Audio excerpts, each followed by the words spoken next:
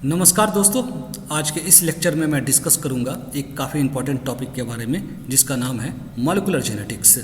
तो दोस्तों, classical genetics era के समाप्त होने के बाद मॉलिक्यूलर जेनेटिक्स का एरा आया, जिसमें recombinant DNA technology, genetic engineering, bioinformatics, genomics, proteomics और बायोटेक्नोलॉजी में इसे काफ़ी यूज किया गया। दोस्तों, अक्सर जब भी मॉलिक्यूलर जेनेटिक्स को एक्सप्लेन करने के लिए स्टूडेंट से पूछा जाता है तो उनको कई बार दिक्कतें आती है। तो सबसे पहले देखते हैं कि आखिर मॉलिक्यूलर जेनेटिक्स को किस प्रकार से एक्सप्लेन किया जा सकता है। Molecular genetics is the study of molecular structure of DNA, it's cellular activity and its influence in determining the overall makeup of an organism. तो मॉलिक्यूलर जेनेटिक्स एक ऐसा साइंस है जिसमें कि हम डीएनए के मॉलिक्यूलर स्ट्रक्चर को स्टडी करते हैं, उसके सेलुलर एक्टिविटीज़ के बारे में देखते हैं कि उसके मॉलिक्यूलर स्ट्रक्चर किस प्रकार से उसके सेलुलर एक्टिविटी को रेगुलेट करते हैं, इन्फ्लुएंस करते हैं, और साथ ही साथ ऑर्गेनिज्म का ओवरऑल मेकअप, उसका फिनोटाइप को किस प्रकार से यह कंट्रोल करता है। तो इस बारे में हम जनरली यहाँ पर डिस्कस करते हैं, हम यहाँ पर काम करते हैं। अब हम देखेंगे कि आखिर मॉलिक्यूलर जेनेटिक्स एरा में क्या कुछ काम किए गए थे। एक एक करके शुरू से देखते हैं। तो मिस्र ने वर्ष 1869 में डीएनए को सबसे पहली बार आइसोलेट किया। एवरी ने यह बताया कि जो डीएनए है वह जेनेटिक मटेरियल है, ना कि प्रोटीन। वाटसन एंड क्रिक, यह समय काफ़ी इंपॉर्टेंट था। वर्ष 1953 में वाटसन एंड क्रिक ने सबसे पहली बार डीएनए के डबल हेलिक्स मॉडल को रिवील किया, और साथ ही साथ इस ओर फ्रैंकलिन और विल्किंस ने भी एक्सरे की मदद से उसके स्ट्रक्चर को स्टडी करने की कोशिश की।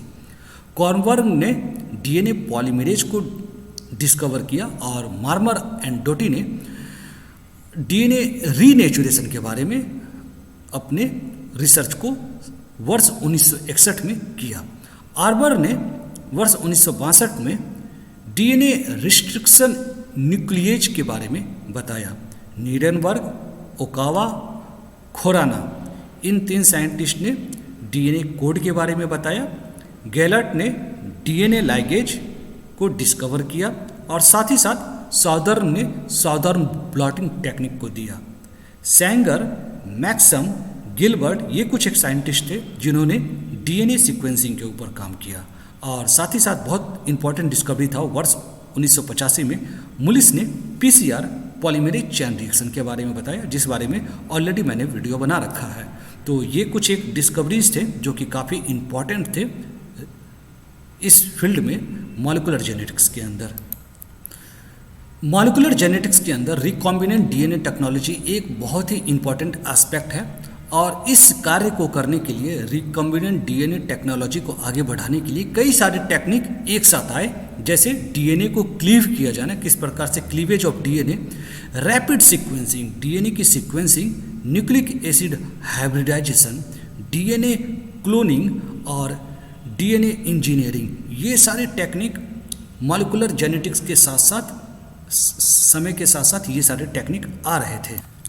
इसी एरा में डीएनए सीक्वेंसिंग के ऊपर काफ़ी कार्य किया जा रहा था। इसमें जो साइंटिस्ट प्रमुखता से कार्य कर रहे थे उसमें मैक्सम, गिलबर्ट और सैंगर, ये कुछ एक साइंटिस्ट थे जो इस ओर काम कर रहे थे, डीएनए सीक्वेंसिंग के ऊपर काम कर रहे थे। और यह कार्य इतना ज़्यादा इंपॉर्टेंट था कि इस कार्य के लिए डीएनए सीक्वेंसिंग पर किए जा रहे वाले रिसर्च के ऊपर, फाइंडिंग के ऊपर नोबेल प्राइज भी साइंटिस्टों को दिया गया।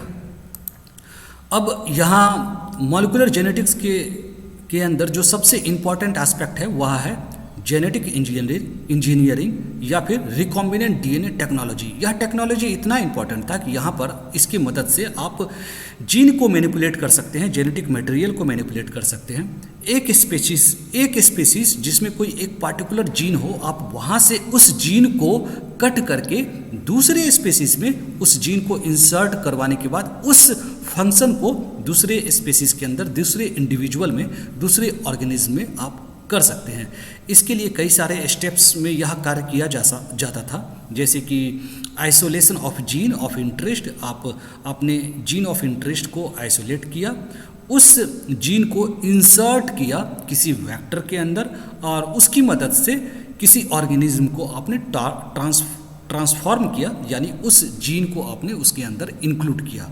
और साथ ही साथ जो भी ऑर्गेनिज्म सक्सेसफुली ट्रांसफॉर्म हो गए हैं उसे आपने सेपरेट करके आइडेंटिफाई करके उसको अलग ग्रो किया। तो इन सारे स्टेप्स में यह कार्य किए जाते थे। यह काफ़ी कॉम्प्लिकेटेड है, हर एक जो इसका एस्पेक्ट है वो काफ़ी ज़्यादा वॉल्यूमिनस है, उसे यदि डिस्कस किया जाए तो इसमें बहुत ज़्यादा टाइम लगेगा। और साथ ही साथ मैंने बताया था पीसीआर पॉलीमरेज चेन रिएक्शन, यह भी काफ़ी इम्पॉर्टेंट इन्वेंशन इसी दौरान हुआ था, कैरी मुलिस ने किया था। यह नाम काफ़ी इम्पॉर्टेंट है और इस साइंटिस्ट को वर्ष 1993 में इस कार्य के लिए नोबेल प्राइज भी दिया गया था। तो आप समझ सकते हैं कि ये जो इन्वेंशन था वह कितना इम्पॉर्टेंट था। ऑलरेडी मैंने इसके बारे में एक वीडियो पिछले दिनों बना रखा है। तो पॉलीमरेज चेन रिएक्शन किस प्रकार से किया जाता है इसके बारे में आप उस लेक्चर में इसकी इन्फॉर्मेशन को आप प्राप्त कर सकते हैं। तो दोस्तों आज के इस लेक्चर में मैंने मॉलिक्यूलर जेनेटिक्स या फिर रिकॉम्बिनेंट डीएनए टेक्नोलॉजी के बारे में, जेनेटिक इंजीनियरिंग, इन सारे टेक्निक्स के बारे में डिस्कस किया। होप करता हूँ जो भी चीज़ें मैंने डिस्कस किया वो चीज़ें आपको समझ में आया होगा।